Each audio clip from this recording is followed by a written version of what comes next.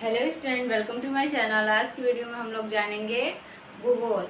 भूगोल में आज का हमारा टॉपिक है ज्वार भाटा। ज्वार भाटा के बारे में अक्सर है ना एग्जाम्स में आते हैं और ये हम लोग को जानना जरूरी भी है कि ज्वार भाटा क्या है।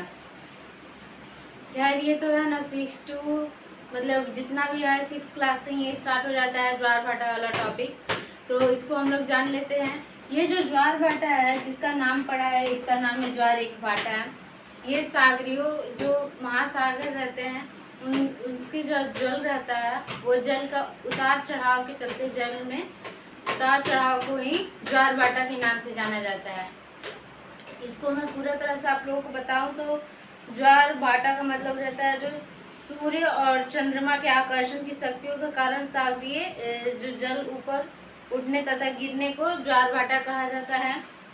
जो सागरीय जल के ऊपर उठकर आगे बढ़ने को ज्वार कहा जाता है और सागरीय जल को नीचे गिरने के पीछे लौटने को भाटा कहा जाता है।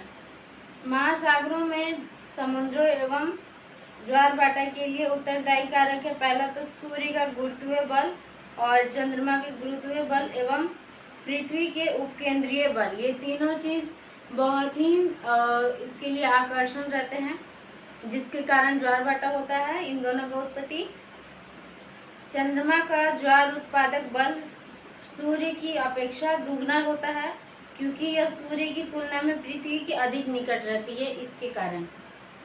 और अमावस्या और पूर्णिमा के दिन चंद्रमा सूर्य और पृथ्वी की सीध होती है, अतः इस दिन उच्च ज्वार उत्पन्न होते हैं, यानी महीने में 2 बार ज्वार सागर में उत्पन्न होते हैं पूर्णिमा के चलते, पूर्णिमा अमावस्या के चलते, क्योंकि वो दोनों चंद्रमा जो है वो हमारी पृथ्वी की बहुत ही निकट एकदम है, इसलिए दोनों पक्षों में सप्तमी या अष्टमी को सूर्य और चंद्रमा पृथ्वी के केंद्र पर समकोण बनाते हैं। इस स्थिति में सूर्य और चंद्रमा के आकर्षण बल एक दूसरे के संतुलन करने को प्रयास को प्रभावित करते हैं, प्रभावहीन करते, प्रभावित नहीं करते, प्रभावहीन कर देते हैं। इस दिन निम्न ज्वार उत्पन्न होते हैं, ज़्यादा बड़ा ज्वार उत्पन्न नहीं होता है, छोटा ज्वार ही रहता है। पृथ्वी पर प्रत्येक स्थान पर प्रतिदिन 12 घंटे 26 मिनट के बाद ज्वार तथा ज्वार के 6 घंटा 13 मिनट के बाद भाटा उत्पन्न होते हैं। ज्वार प्रतिदिन 2 बार आते हैं और एक बार चंद्रमा के आकर्षण से और दूसरी बार पृथ्वी के उपकेंद्रीय बल के कारण। और अब हम लोग जान लेते हैं सामान्यतः ज्वार प्रतिदिन 2 बार आते हैं, किंतु इंग्लैंड के दक्षिणी तट पर स्थिति साउथहैम्पटन में ज्वार प्रतिदिन 4 बार आते हैं। वहाँ पर इंग्लैंड जो है वहाँ पर 4 बार आ जाता है। एक जगह का नाम है साउथहैम्पटन, वहाँ पर 4 बार ज्वार आ जाता है दिन में, प्रतिदिन। यहाँ 2 बार ज्वार इंग्लिश चैनल से होकर और 2 बार ज्वार उत्तरी सागर से होकर विभिन्न अंतरालों में पहुँचती है।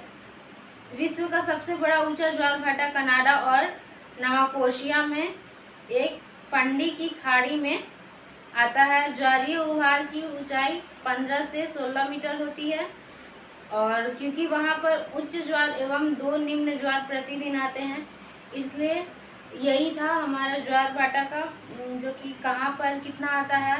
कुछ देशों का भी मैंने नाम अभी आप लोगों के साथ साझा कर दिया, तो आई होप आप लोगों को समझ में आ गया होगा कि ज्वार भाटा किस कारण से आते हैं, इसके आकर्षण का जो बल रहता है वो किन किन कारणों से होता है। पहला तो सूर्य, दूसरा पृथ्वी, तीसरा चंद्र, तीनों को मिलाकर मतलब बहुत ज़्यादा ज्वार भाटा आने का कारण रहता है।